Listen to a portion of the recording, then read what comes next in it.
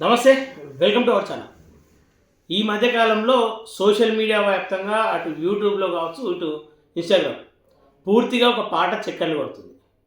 ఆ పాట వినగానే అందరికీ నోరు కూడా అది ఆడుతూ ఉంటుంది. దాదాపు సమయం 11 అవుతూ ఉంది. నేను నిన్నటి నుండి ఈ పాటను దాదాపు నేను కూడా గతంలో పూర్తిగా న్యూస్కి సంబంధించిన తప్ప పాటలు విన్నా. అసలు ఈ పాట ఏందేమో మొదలు తిరుగుతూ ఉంది, నోటికి వస్తూ ఉంది. రంభా ఈ సినిమాలో పాట. సరే, ఆ పాట ఏంది, ఆ పాట గురించి ఏంది తెలుసుకునే ప్రయత్నం చేస్తే అనుకోకుండా ఇటు రావడం జరిగింది. ఫిలిం నగర్ రాత్రి 11 అవుతా ఉంది. ఇవి అన్ననే వాడిండని తెలిసింది. అన్నోలో పరిచయం అయితే అవసరం లేదు, ఒకసారి మాట్లాడదాం. అన్న నమస్తే. నమస్తే. ఏం దాని రాసినావు నా పాట? అసలు ఇక్కడ కూర్చొని మంచిగా దాకా రాసినారు రాత్రి అంతా. ఏంది ఆ పాట? అసలు మనుషులకే పోతుంది. లక్ టైం బాగుంది, పాట అందరికి నచ్చింది. ఇంతకుముందేమో ప్రకృతి మీద అనేక పాటలు రాసినారు. మీ పాట ఏది రాసినా ఒక సెన్సేషనల్ అయితే అవుతుంది. ఇలా సినిమాల పాట ఎట్లా చూస్తున్నాను ఈ పాట? నాకు వాస్తవానికి మీరు రాసినది తెలియదు, కానీ పాట తెలుసు. పాట రాసిన మనిషి తెలియదు. వీడికి ఖచ్చితంగా తెలిసింది. సంతోషం అన్న. మీరు అంటే మన మధ్యలో మనుషులు కూడా అట్లాంటి పాటలు రాయడం అంటే ఎవ్వరు చూడు అదే పాట, ఎక్కడ చూడు అదే పాట. నేను దాదాపు మా వైఫ్ పాటలు ఉంటుంది బాగా. కార్లో ప్రయాణం చేసినప్పుడు ఇదే పాట పెడతాను. నా నోట్లకి ఇదే పాట వస్తుంది. ఇన్స్టాగ్రామ్లో ఇదే పాట కనబడుతుంది. ఒక్కసారి ఆ పాట మళ్ళీ ఒకసారి మీ నోడుతుంటాను. ఇచ్చంత్రాల ఈ ప్రేమ ఏ అంతరాలు ఎంచదమ్మా, మనసొక్కటే జన్మస్థానమంటూ కొత్త కథలాగా మొదలైతదమ్మా. బొట్టు పెట్టుకు చందమామ ఈ నేల మీద పుట్టెనమ్మా, అడుగు మోపుతుంటే గొడుగులాగా మారి పూల కొమ్మలు వంగెనమ్మా. అందాల ఓ ముద్దు గుమ్మ గుండె గీసుకున్నదని బొమ్మ, ప్రాణమల్లే నాకు తోడు వస్తే నీకు రాసిస్తా ప్రతి ఒక్క జన్మ.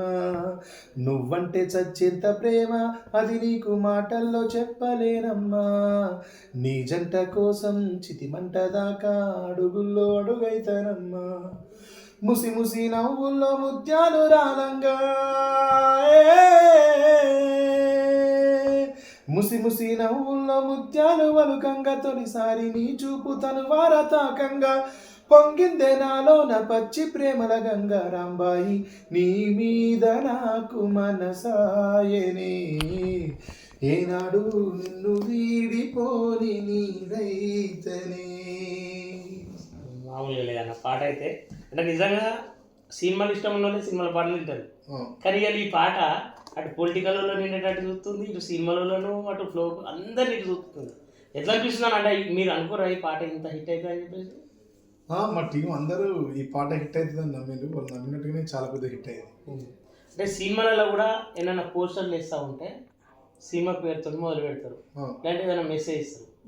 కానీ ఫస్ట్ టైం పెద్ద పెద్ద సినిమా థియేటర్లలో కూడా మీ పాటలోని 2-3 చరణాలు మొదలుపెట్టి కింద సినిమా పేరు ఫోటో చేసి ఎట్లా ఫీల్ అవుతున్నా? మీ పాటతోనే ఇలా పోస్టర్ డిజైన్ అయింది మొత్తం. చాలా చాలా చాలా సంతోషకరమైన విషయం, చాలా చాలా సంతృప్తికరమైన విషయం. మనం చేసిన పనికి అంత గుర్తింపు రావడం అనేది చాలా అదృష్టంగా.